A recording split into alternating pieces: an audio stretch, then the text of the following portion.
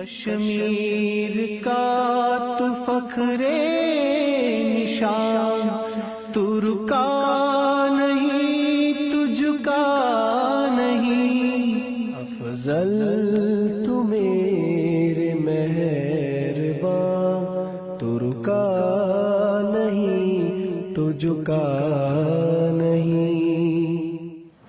9 فروری کشمیر کی تاریخ میں ایک اور المناک دن کے طور پر درج ہے۔ 2013 میں اسی روز بھارتی استعمار نے ایک بے گناہ کشمیری محمد افضل گورو کو بھارتی پارلیمنٹ پر حملے کے ایک جھوٹے اور من گھڑت کیس میں ملوث کر کے پھانسی پر چڑھایا، اور یوں کشمیری قوم کو ایک اور گہرا زخم دیا جو کبھی منتقل نہیں ہو سکتا۔ بھارتی استعمار کی بھینٹ چڑھنے والے افضل گورو کی پھانسی صریحاً ایک عدالتی قتل تھا، کیونکہ اس کے جواز میں بھارتی عدالتی عظما نے کسی جرم کی نشاندہی کے بغیر ہی بھارت کی اجتماعی ضمیر کی تسکین کی جو اصطلاح گڑی، اس پر عدل و انصاف صدیوں تک انگشت بدندار رہے گا۔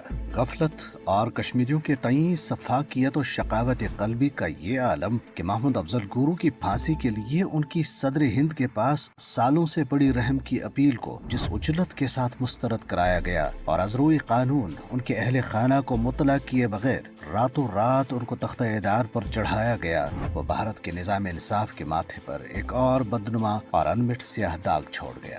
اس سے بھی شرمناک بات یہ کہ مقبول بٹ کی طرح مظلوم شہید کی میت تہاڑ جیل کے احاطے میں ہی چپکے سے دفنا دی گئی۔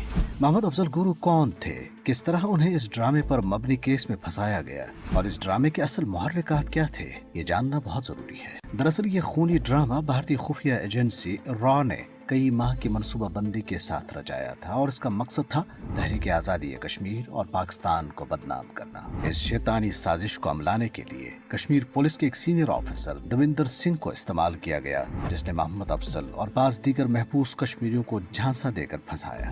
دیویندر سنگھ نے ڈیپٹی سپرنٹینڈنٹ کے روپ میں قریب 25 سال تک کام کر لیا تھا۔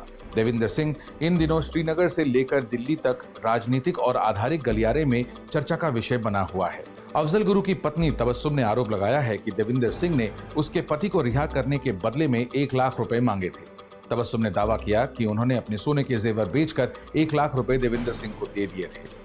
آپ کو بتا دیں کہ افضل گورو نے اس وقت بیان دیا تھا کہ اسے دیویندر سنگھ نے ہی محمد کو نئی دلی لے جانے کے لیے کہا تھا۔ یہی نہیں، دیویندر سنگھ نے محمد اور اس کے ساتھیوں کے لیے ایک کار خرید کر بھی دی تھی۔ اس گھناؤنی سازش کے تحت پہلے سے ہی جیلوں میں مقید چند افراد کو ہتھیار دے کر 13 دسمبر 2001 کو پارلیمنٹ پر حملے کا ڈرامہ کرایا گیا۔ ان کرداروں کو موقع پر ہی مار دیا گیا اور بعد ازاں انہیں غیر ملکی قرار دے کر افضل گورو، ان کی اہلیہ اور بعض دیگر کشمیریوں کے ساتھ جوڑا گیا۔ حسب منصوبہ حملے کے ساتھ ہی بھارتی حکومت، خفیہ ایجنسیز اور گودی میڈیا نے کشمیریوں اور پاکستان کے خلاف زہر اگلنا شروع کیا، جبکہ افضل، ان کی اہلیہ اور دیگر کشمیریوں کو اس حملے میں اعانت کرنے کے الزام میں گرفتار کر لیا گیا۔ ٹھوس شواہد نہ ہونے کے سبب اگرچہ افضل گورو کی اہلیہ اور دیگر کشمیریوں کو کئی برس تک جیلوں میں رکھنے کے بعد رہا کیا گیا، تاہم افضل گورو کو 13 برس جیل میں سڑانے کے بعد پھانسی کی سزا سنا دی گئی۔ ظاہر ہے بھارتی عوام کو کچھ تو دکھانا تھا۔